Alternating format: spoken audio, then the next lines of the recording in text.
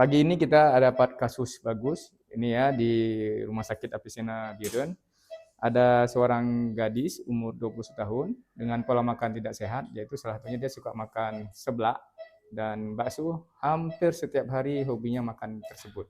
Nah, akibat pola makan yang tidak baik tersebut, dia mengeluh nyeri di sebelah kanan dan kita USG ternyata ada kista. Inilah kista ya pada umur-umur anak-anak yang suka makan seblak dan bakso dan makan makanan yang tidak sehat.